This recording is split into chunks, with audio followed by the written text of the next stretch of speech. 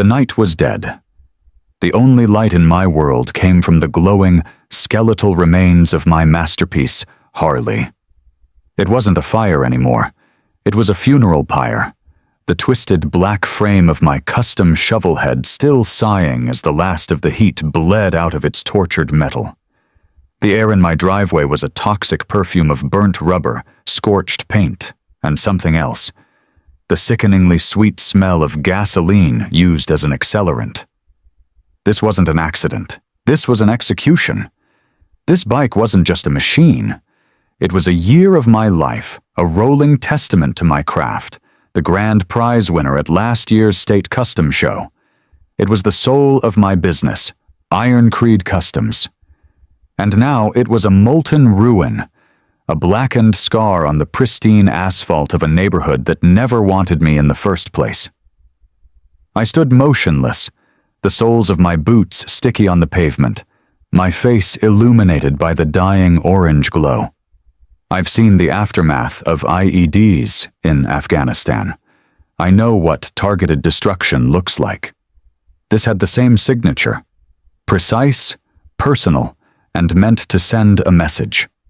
Across the street, in a house that looked more like an Apple store than a home, a single light burned in a second-story window. Through the massive pane of glass, I could see a silhouette. Preston Vance. He was holding a tablet, its light casting his face in a pale, digital glow.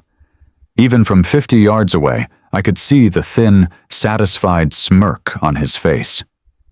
He wasn't just watching the aftermath. He was savoring it. This war had started with a piece of paper. Not a fine for a bike in the driveway, but a full-blown legal assault delivered by a courier 2 days ago. An official-looking document from the HOA, citing a breach of Residential Covenant 11.7. Operation of an unauthorized commercial enterprise. Vance, the tech bro millionaire who'd bought his way into the HOA presidency, had declared my custom shop, the business I had built with my own 2 hands and legally zoned with the city years ago, an industrial blight. The notice was an ultimatum: cease and desist all operations within 30 days, or face asset forfeiture. He was trying to use a fraudulent bylaw to steal my livelihood. I had sent back a 1-sentence reply via my lawyer. "I'll see you in court." I guess this was his response. He couldn't beat me with paper, so he decided to use fire instead. This wasn't just about a shop. It was about my existence. Vance and his board of sterile, khaki-wearing sycophants saw my world as a contamination. The rumble of a Harley, the smell of grease and steel, the sight of men with long hair and leather vests. It was a stain on their perfect, beige-colored reality. They wanted it gone. He thought by burning this bike, my masterpiece, he was cutting the head off the snake. He thought he was breaking me, that I would pack up my tools, sell my home at a loss, and disappear, leaving him to continue his gentrification of the neighborhood into his own personal stock portfolio. He made 2 fundamental mistakes. He destroyed something priceless, something I had bled for. And he forgot that my club, the Iron Creed MC, calls me Deacon for a reason. It's not just a nickname. It's a title. It's a responsibility. Vance thought he was dealing with a lone, greasy mechanic. He had no idea he was about to face a congregation. He wanted to send a message with fire. So I pulled out my phone. I wasn't calling 911. The time for that was long past. I opened a single group chat, the one with the skull and pistons emblem, and I sent my own message. A sermon. A call to prayer. The real kind. To understand what happened next, you have to understand that I'm not just a mechanic. My hands are calloused from more than just turning wrenches. Before I was Deacon, owner of Iron Creed Customs, I was Sergeant First Class Deacon Miller, an 18B, Special Forces Weapons Sergeant. A Green Beret. For 20 years, my job wasn't just to be a soldier. It was to be a teacher, a leader, and a force multiplier in the worst, most God-forsaken places on the planet. I didn't just learn how to fight. I learned how to build small, loyal, and lethally effective teams from the ground up. I learned how to turn a handful of disenfranchised locals into a disciplined fighting force. I learned how to wage war not with brute force, but with strategy, with psychology, and with an unshakable belief in the man standing next to you. In the Green Berets, the mission is everything, but the brotherhood is the reason the mission succeeds. When I finally retired, I brought that ethos home with me. I traded my rifle for a TIG welder, but the core principles remained the same. Iron Creed Customs isn't just a business on a commercially zoned lot that happens to border a residential area. It's a continuation of that mission. It's a sanctuary. The sign out front says, "Custom builds and fabrication." But the men who walk through that door know what it really is. It's a decompression zone for veterans who are struggling to find their place back in the world. It's a clubhouse for a brotherhood that extends far beyond the city limits. It's a place where the code we lived by over there is still the law of the land over here. We don't care about your politics, your past, or your problems. We care about your loyalty. We built it from nothing. I bought the derelict garage with my combat pay, and for the first 2 years, I slept on a cot in the back office, pouring every dollar I made back into the business, turning it from a grease-stained shell into the most respected custom shop in the state. We became the heart of the regional biker community, a place where your word was your bond and your bike was your soul. My authority in this world wasn't granted by an HOA board, it was earned. It was earned every year when we organized the Iron Creed Toy Run, a ride that brings in $250,000 in toys and donations for the local children's hospital.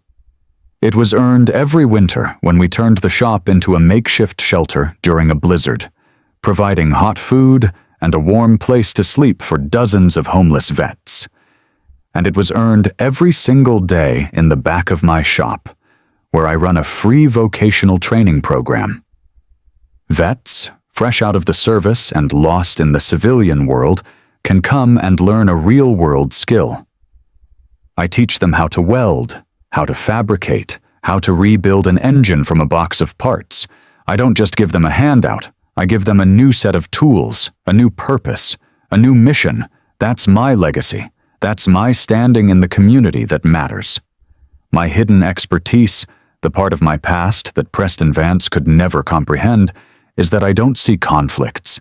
I see operations. I assess threats. I gather intelligence. I identify enemy weaknesses, and I formulate a plan of attack. Vance saw a noise complaint. I saw a campaign of psychological warfare. He saw a zoning violation. I saw an attempt to disrupt my supply lines. He saw a single mechanic. He failed to see the entire network I commanded.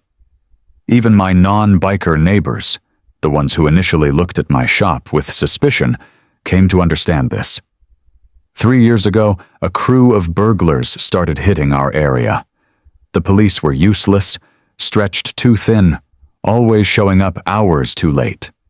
At a tense neighborhood meeting, while everyone else was complaining, I was drawing a map. I analyzed their entry points, their timing, their methods. I organized a rotating neighborhood watch, not with a bunch of nervous homeowners with flashlights, but with a dozen of my guys from the club, disciplined men who knew how to conduct surveillance. We didn't just sit in our cars. We established overlapping fields of observation. We used encrypted comms on our phones. We set up a pattern of silent, unpredictable patrols. 2 weeks later, we had the license plate and a positive ID on the crew leader. We handed the entire package to the police. The break-ins stopped overnight. After that, I got a lot more friendly nods and a lot fewer suspicious glares. Old Mrs. Gable from 2 houses down, a woman who once complained about the noise, started bringing my guys a tray of cookies every Friday. She told me once, "You run a tight ship, Deacon. It's good to know someone around here knows how to get things done." That's the man Preston Vance decided to target. His campaign against me didn't start with the fire or even with the legal notices. It started 6 months ago with a polite, condescending visit from a man in a tailored suit representing a company called Blackwood Development Group. He offered to buy my property for a ridiculously low price, talking about revitalizing the neighborhood and improving community property values. He was smooth, professional, and utterly soulless. I looked at his blueprints for a block of sterile, overpriced condos that would be built where my shop now stood, and I told him, politely, to get the hell off my property. The very next week, Preston Vance, a tech millionaire who had moved in a year prior and had never shown an ounce of interest in the community, suddenly ran for HOA president on a platform of cleaning up the neighborhood. He won, of course, backed by a sudden influx of anonymous donations. And the day after he took office, the first violation notice arrived. Vance wasn't the king in this little war. He was just a pawn, a well-paid foot soldier sent to soften the target before the real invasion. And I was about to find out who was really playing the game. My war wasn't with a homeowners association. It was with a corporation, and Preston Vance was its local field commander. He was the perfectly manicured face of a hostile takeover, a 30-something tech millionaire who had treated our neighborhood like a corporate acquisition. He didn't see homes. He saw underperforming assets. He didn't see a community. He saw market variables. He spoke in a soulless dialect of corporate jargon, calling my custom shop a negative externality and my brother's low-value social elements. His arrogance wasn't the petty, chest-thumping kind I'd seen from small-town sheriffs and tin-pot warlords. It was a cold, clinical superiority. He genuinely believed that his money and his education made him a more evolved species than the rest of us, and that belief gave him the moral authority, in his own mind, to systematically dismantle our lives for profit. His weapon of choice was the HOA, an organization he had transformed from a sleepy neighborhood committee into a predatory legal entity. I started digging, and the stories I found were sickening. He had perfected a method of crushing people not with overt threats, but with the slow, grinding gears of weaponized bureaucracy. He targeted the vulnerable first.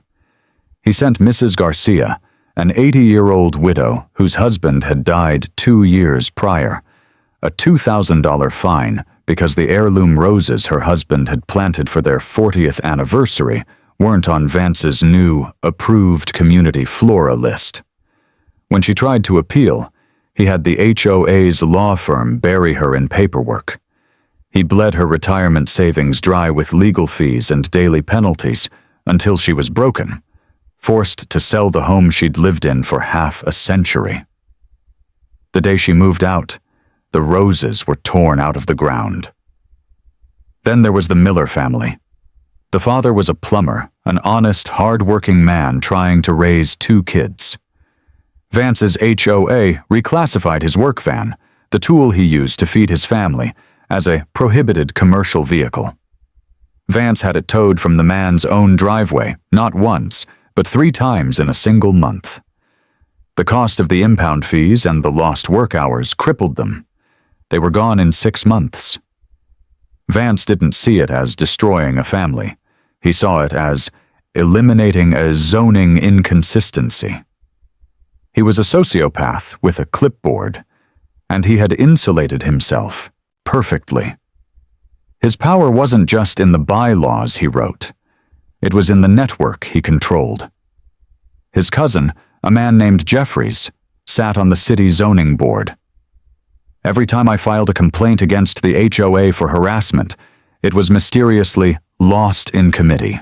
Every time Vance filed a new, baseless complaint against my shop, for noise violations on a Sunday when we were closed, for improper chemical disposal when our waste management was fully certified, it was fast-tracked for immediate review. He had a direct line to the city's power structure, and he used it to legitimize his attacks. His other weapon was a downtown law firm called Gable and Finch. I looked them up. Their specialty was SLAPP suits, strategic lawsuits against public participation. Their entire business model was to make fighting back so financially ruinous that the average person would rather surrender their rights than face bankruptcy. Vance kept them on a permanent retainer. He had built a system designed to make resistance impossible. His campaign against me was a textbook siege. After I rejected the developer's offer, the attacks became relentless. It started with the zoning complaints and the endless stream of certified letters from Gable and Finch. Then came the surprise inspections. The fire marshal, the health department, the city code enforcer. They started showing up unannounced, sometimes twice a week, always with a vague, anonymous complaint as their reason. They would spend hours going over my shop, looking for any tiny infraction, any excuse to shut me down. They'd write me up for having a fire extinguisher that was mounted an inch too low, or for a crack in the pavement at the edge of my parking lot. It was a war of 1,000 paper cuts, designed to bleed me dry and tie me up in red tape so I couldn't focus on my actual work. When that didn't break me, he escalated to a modern form of guerrilla warfare, a smear campaign. Suddenly, Iron Creed Customs had a dozen new one-star reviews on every local business site. The language was almost identical. Unsafe environment, heard illegal activity, felt intimidated by the clientele. The accounts that posted them had all been created within the last 24 hours. He was trying to destroy my reputation, to starve my business, to turn the rest of the town against me. He was trying to isolate me, to make me an island, because an island is much easier to conquer. But he didn't realize I wasn't an island. I was a goddamn aircraft carrier. I had weathered every storm he'd thrown at me, and it was becoming clear that playing his game, fighting on his terms, was a losing battle. He could print paper faster than I could fight it. I couldn't win a war of attrition against a man with infinite resources and zero morality. It was time to change the battlefield. Vance wasn't the king. He was just a pawn. And I was about to find out who was really playing the game. It was time to change the battlefield. I spent months on the defensive, reacting to Vance's paper-based insurgency, fighting a war of attrition on his terms. That ended the moment he lit that match. He had escalated the conflict from a legal harassment campaign to a direct physical assault. He thought it was his final move, the one that would break me. In reality, it was a fatal error. It was the move that authorized my response. It was time to remind him that Green Berets don't just fight wars, we uncover them. My expertise wasn't in rebuilding carburetors, it was in dismantling networks. And I was about to dismantle his entire world. I didn't hire a private investigator. The men I trusted weren't for sale. I called a chapter meeting at the clubhouse. It wasn't a call to arms, not yet. It was a call for resources. I stood before 30 of my brothers, men who had ridden with me for years, and I laid out the situation. I didn't ask for their fists. I asked for their skills. And in the back of the room, a young prospect we called Glitch quietly raised his hand. Glitch had done 2 tours in Army Cyber Command. He was a quiet, unassuming kid who looked like he'd have trouble changing a tire, but behind a keyboard, he was a ghost, a digital phantom who could dismantle a corporate network in the time it took the rest of us to drink a beer. After the meeting, he stayed behind.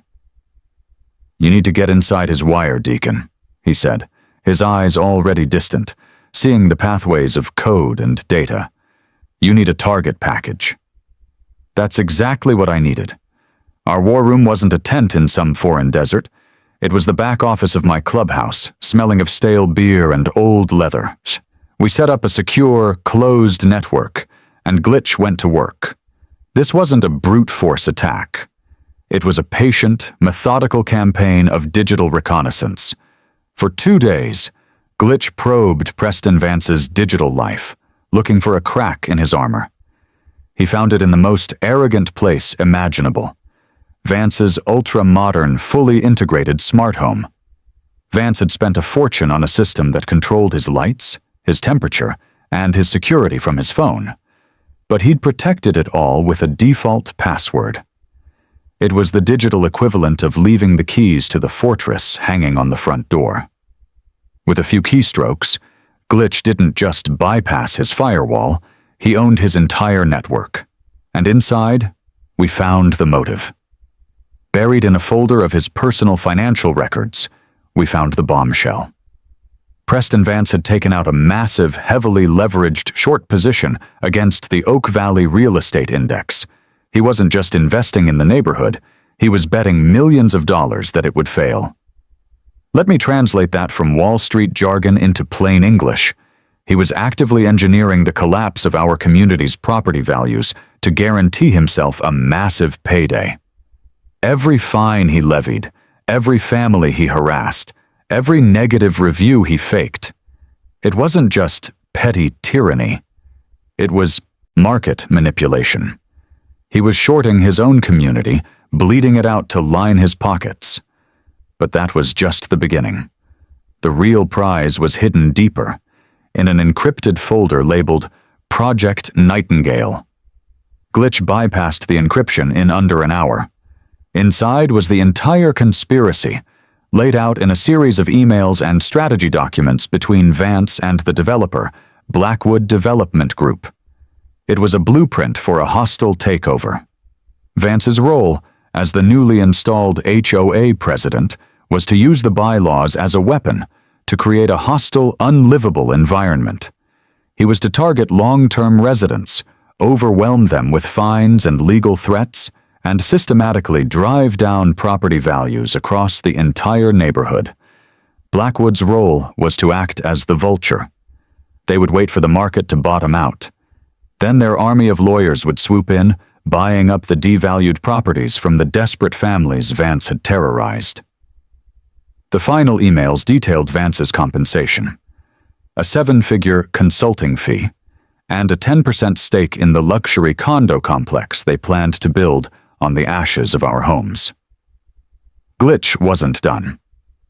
He took the name Blackwood Development Group and ran it through a series of private databases and dark web archives he had access to. What he found turned this from a local real estate scam into a federal crime.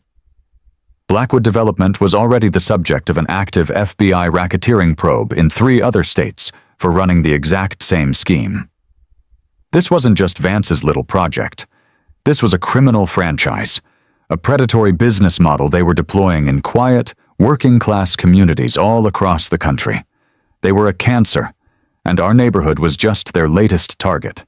We had it all: the financial motive, the corporate conspiracy, the federal connection.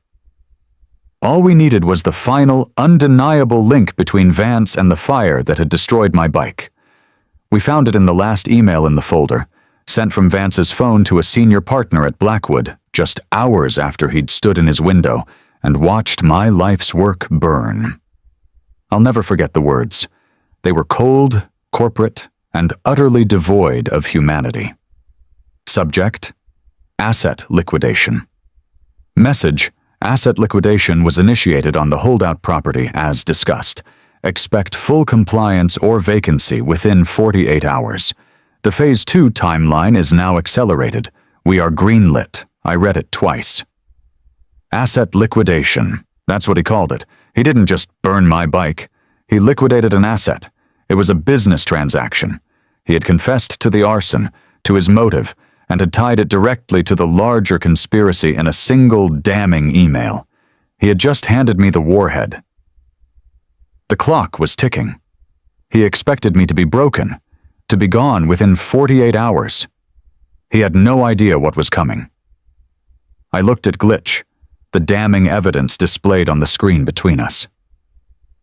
He looked back at me. "What's the play, Deacon?" he asked. My mind was already running, the years of training kicking in, formulating a multi-front assault. You don't hand a nuke like this to a beat cop and hope for the best. You don't risk it getting lost in some evidence locker.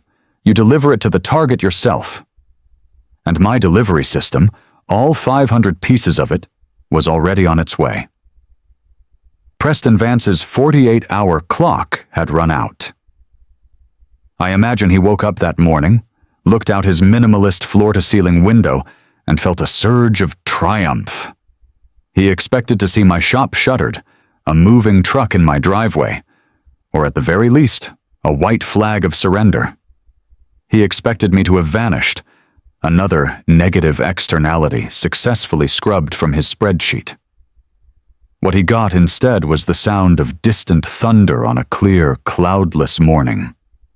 It started as a low rumble, a vibration he probably felt in the concrete foundation of his sterile glass house before he even heard it.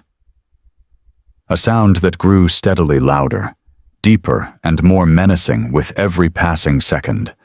It was the sound of the horizon itself roaring in protest. It was the sound of 500 Harley Davidsons coming to collect a debt. This was not a chaotic mob descending on a quiet suburb. This was a disciplined, coordinated arrival. I stood at the mouth of my driveway. A map of the neighborhood spread across the hood of my truck, as the presidents of 5 different MC chapters gathered around me.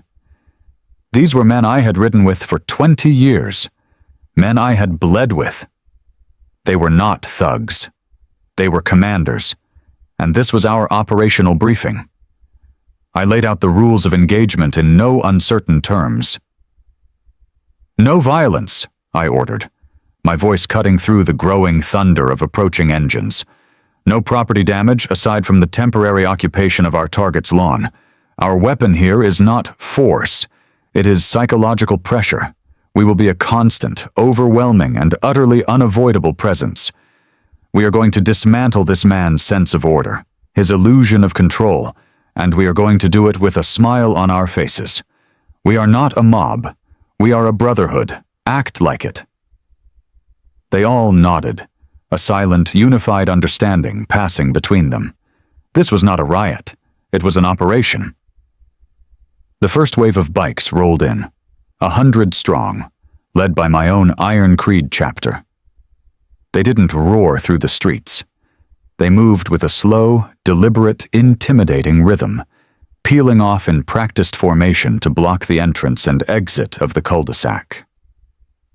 The next wave followed, taking up positions along the curb, their front wheels all turned in perfect unison toward Vance's house. Within 30 minutes, the street had been completely consumed. 500 bikes were parked with military precision, a forest of chrome and steel that glittered in the morning sun. The air, once scented with freshly cut grass and sprinkler water, was now thick with the smell of hot leather and American iron. We had taken the ground without firing a single shot. Then, the psychological warfare began. My men, following my orders, unloaded 3 massive barbecue smokers and rolled them directly onto the center of Preston Vance's immaculate, perfectly manicured zoysia grass lawn. Within an hour, the air was filled with the smell of slow-cooking pork butt and hickory smoke. A cooler the size of a coffin, filled with ice and beer, was placed next to them. Speakers were set up, and the raw, rebellious sound of classic rock blasted through the quiet morning, a direct assault on the neighborhood's carefully curated peace. We weren't just trespassing, we were throwing a massive 24/7 block party on the enemy's front line. Vance's reaction was exactly what I had predicted. He appeared in his window, his face a mask of disbelief and rage. He jabbed at his phone, no doubt screaming at the police. But when the first 2 squad cars arrived, they were met not by an angry mob, but by a calm, smiling man in a leather vest who introduced himself as Doc, a brother from the San Diego chapter who also happened to be a corporate lawyer. Doc politely explained to the officers that this was a peaceful assembly on what was technically public access HOA common ground, organized to show community support for a local small business owner facing predatory corporate tactics. He even handed them a copy of a permit for a community barbecue that he had filed online that morning. The cops, faced with a peaceful, organized, and legally defended gathering of 500 men, were powerless. They just sat in their cars, watching the party unfold. We kept the pressure on. At precisely 3 a.m., when the night was at its darkest and quietest, a signal was given. 500 engines roared to life at once, a deafening, coordinated symphony of thunder that ripped through the neighborhood, shaking windows and setting off a dozen car alarms. The engine revving contest lasted for exactly 5 minutes, a declaration that we owned the night. Every time Vance's shadow appeared in a window, every time he dared to peek through his blinds, 100 bikers would stop what they were doing, turn toward his house, and give him a slow, mocking round of applause. We were living in his head, a constant, unrelenting presence that he could not ignore, could not escape, and could not control. By the second day, the media had arrived. A local news van pulled up, and a young, ambitious reporter shoved a microphone in my face. "Sir, can you tell us what's happening here? Are you the leader of this gang?" Before I could answer, a man stepped out of the crowd. He was older, his face a roadmap of hard miles, his leather vest adorned with a faded patch that read, "Vietnam Veteran." He put a hand on my shoulder. "That's Deacon," he said, his voice quiet but carrying an undeniable weight of authority. He was our sergeant in the 5th Special Forces Group. We followed him through hell over there, and will follow him through hell here. He's not a gang leader. He's our commander, always. The reporter's eyes widened. The entire narrative had just shifted. I was no longer a biker. I was a decorated veteran, a community leader defending his home. The camera turned from me to Vance, who had chosen that exact moment to storm out of his front door, his face a blotchy, furious red. He had lost all composure. The cool, calculating tech bro was gone, replaced by a cornered, screaming animal. He pointed a trembling finger at the crowd, at the cameras, his voice cracking with impotent rage. "This is illegal! All of you! You have no idea who you're messing with!" He shrieked, his eyes wild. "This project is bigger than all of you! You can't stop it!" And there it was, his fatal mistake. On live television, in front of the entire city, he had just admitted it. There was a project. This wasn't about a zoning violation. It was about something much bigger. He had just handed the reporter the soundbite of her career, and he had just confirmed every piece of evidence sitting on the encrypted hard drive in my clubhouse. He stood there, panting, his perfect world in flames around him, a king standing in the ruins of a kingdom he had destroyed with his own hubris. He had tried to make me an island. He had forgotten that I was the sea. Preston Vance's on-camera scream was his public confession. It was the sound of a man drowning in the consequences of his own arrogance.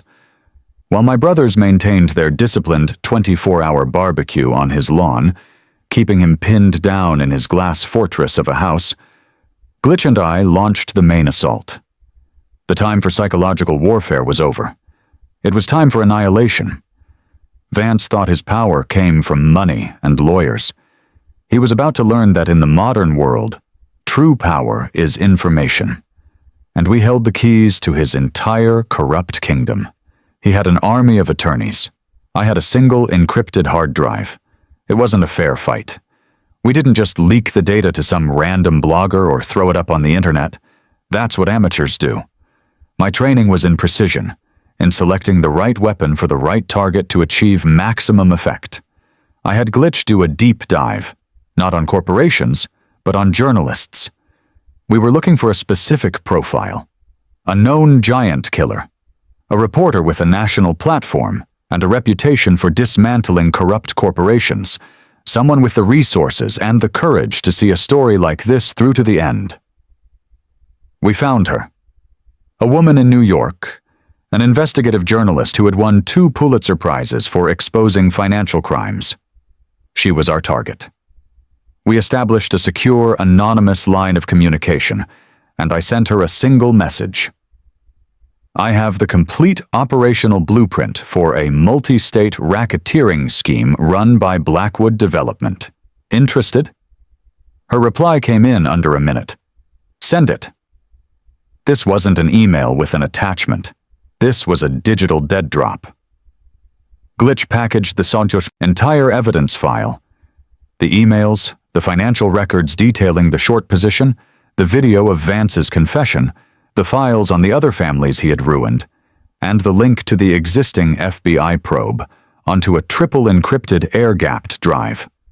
I delivered it myself, not to a newsroom, but to a designated secure locker in a 24-hour gym 2 towns over. It was an intelligence handoff, clean and untraceable. We hadn't just given her a story. We had given her a fully assembled, prosecution-ready case file.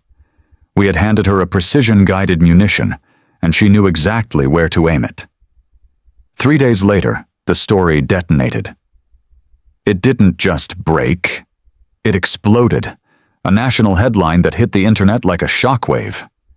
The title was a work of art: "The Vulture in Your Cul-de-sac, Tech Millionaire, Predatory Developer, Implicated in Nationwide Real Estate Racketeering Scheme."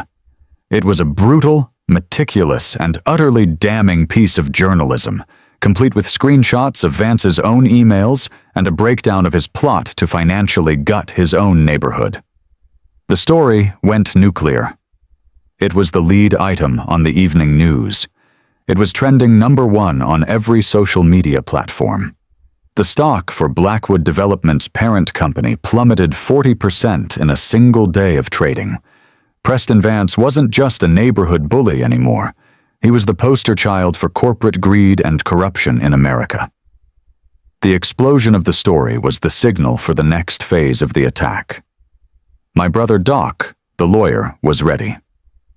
Armed with the now public evidence, he filed a massive class action lawsuit against Vance, the HOA, and Blackwood Development on behalf of Mrs. Garcia, the Miller family, and every other resident who had been terrorized, fined, or forced out. The lawsuit didn't just ask for damages. It cited the Federal RICO Act, demanding that the court recognize the entire operation as a criminal conspiracy. Simultaneously, the journalist's story landed on the desks of the FBI agents already running the probe into Blackwood. They now had an insider, Vance, and a mountain of irrefutable, publicly vetted evidence. Preston Vance was no longer just a person of interest. A federal grand jury issued an indictment, and his name was officially added to the racketeering case. That indictment was the kill shot. The moment it became a federal case, the entire financial structure of Vance's world collapsed. The FBI didn't just freeze his personal bank accounts. They froze everything.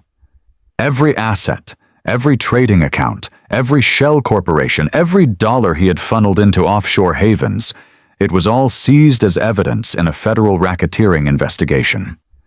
His golden ticket, the massive short position he had taken out against his own neighbors, blew up in his face. With the conspiracy exposed, the neighborhood's property values didn't just stabilize. They became a national symbol of community resilience, and investors started pouring in. The market surged, and Vance's bet went catastrophically wrong, bankrupting him in a matter of hours. The very weapon he had designed to destroy our community was the one that financially eviscerated him. The rats, as they always do, fled the sinking ship. The high-priced law firm of Gable and Finch held a press conference to announce they were dropping Vance as a client, citing a fundamental conflict of interest.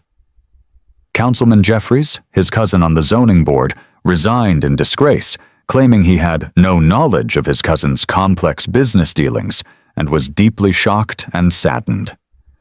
The HOA board members, his loyal cronies, all resigned via email, their illusion of power shattered. Vance was utterly, completely alone, trapped in his glass house, surrounded by the bikers who had become a national symbol of resistance, watching on his tablet as the empire he thought was indestructible was being burned to the ground by the truth. I thought it was over. But that night, I got a final call from Doc. His voice was low, urgent. "The feds have him, Deacon. They've got the house surrounded, completely sealed off. They're moving in to make the arrest at dawn. But I just got a call from a source inside Blackwood's legal team. They're in full-blown panic mode. They're not just a corporation. They have a reputation for cleaning up loose ends and silencing liabilities." I understood immediately. Vance was no longer an asset to them. He was a witness, a man with nothing left to lose who could testify against them in exchange for a lighter sentence. The corporate army had been defeated, but a cornered, desperate king with nothing to lose is the most dangerous man on the board. He was about to be taken off the field, one way or another. Doc's warning didn't scare me. It focused me. It was the final variable in a complex equation, the last potential threat on a battlefield I now controlled. We didn't start this fire just to let the embers go out on someone else's terms. I passed the word down the line to the chapter presidents. "Hold the perimeter. No one in, no one out. The feds are coming at dawn, and we're going to make sure the package is delivered." The party was over. The music stopped. The barbecue pits went cold. The laughing and the stories were replaced by a quiet, disciplined vigilance. For the rest of that long, dark night, 500 bikers became a silent, watchful cordon, a leather-clad wall of muscle and steel that sealed off the entire cul-de-sac. We were no longer a protest. We were a containment crew. We were going to ensure that justice had its day. Dawn broke, painting the sky in shades of gray and orange. The street was silent, save for the low hum of a news helicopter circling overhead. The air was electric with anticipation. And then, they came. A convoy of black, unmarked SUVs rolled in, silent and fast, stopping in a precise, practiced formation around Vance's house. Doors opened, and a dozen men in dark tactical gear, with FBI stenciled in bold white letters across their backs, emerged. They didn't storm the house. They simply took up positions, their movements economical and professional. This was the end of the line. A moment later, 2 agents in suits walked to the front door. They didn't knock. They just opened it and went inside. We all waited, a silent army of witnesses. 5 minutes later, they emerged. Between them was Preston Vance. The man who had terrorized our neighborhood with lawsuits and a smug sense of superiority was gone. In his place was a small, pathetic figure in a $500 designer tracksuit and bare feet. His face was pale, his eyes were hollow, and his hands were cuffed behind his back. This was his perp walk. The FBI agents led him down his own driveway, past the lawn where we had held our defiant celebration, and right into the gaze of the 500 bikers who had brought his empire crashing down. He couldn't meet our eyes. He stared at the pavement, a fallen king being paraded through the ruins of his kingdom. The man who had seen us as low-value social elements was now the one being publicly stripped of his freedom, his power, and his dignity.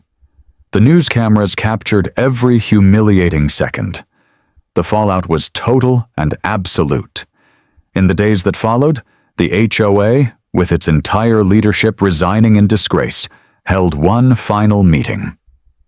The only item on the agenda was a vote to permanently dissolve their own charter. It passed unanimously. The community was finally free. Armed with Vance's testimony, the federal case against Blackwood Development became an open and shut coffin. The FBI indicted their entire executive board on charges of racketeering, wire fraud, and conspiracy. The class action lawsuit led by Doc was a massive success, and a multi-million-dollar settlement fund was established to compensate the families Vance had terrorized, including the Garcias and the Millers. Our war had not just saved our neighborhood, it had ended a nationwide criminal operation. 2 weeks later, the smell of barbecue was back in the air, but this time it was coming from my own shop. We held a victory party, not just for the club, but for the entire community. The families who had fought alongside us, the neighbors who had finally found their courage. They were all there. In the middle of the celebration, my brothers rolled something out from the back of the shop, covered by a black tarp.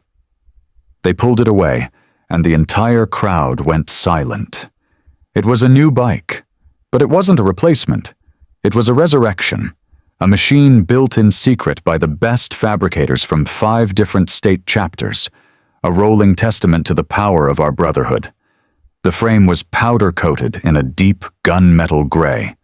The engine, a massive S&S V-twin, was polished to a mirror shine. And the gas tank was a work of art. A master craftsman had airbrushed a scene of a single defiant phoenix rising from a field of flames, its wings spreading wide. It was more beautiful, more powerful than the bike I had lost. It was not a gift, it was a statement. That evening, as the sun began to set, I swung my leg over that new bike. I turned the key, and the engine exploded to life, a deep, guttural roar that was the sound of my own soul coming back online. I looked back at the sea of chrome and steel behind me. 500 riders, their engines idling, a deep, rhythmic growl that made the pavement tremble. This wasn't just a ride, this was our final statement. I twisted the throttle, and with a thunderous roar, we pulled out onto the open road, a massive, unstoppable column of defiance and freedom. We rode out of the neighborhood we had liberated, leaving the quiet streets and the ghost of Preston Vance in our rearview mirrors, and thundered onto the open highway. The war was won. The community was safe. The brotherhood was stronger than ever. Vance thought he could buy our neighborhood, burn my history, and break our spirit. He learned the hard way. Brotherhood isn't for sale, and you can't burn down an idea.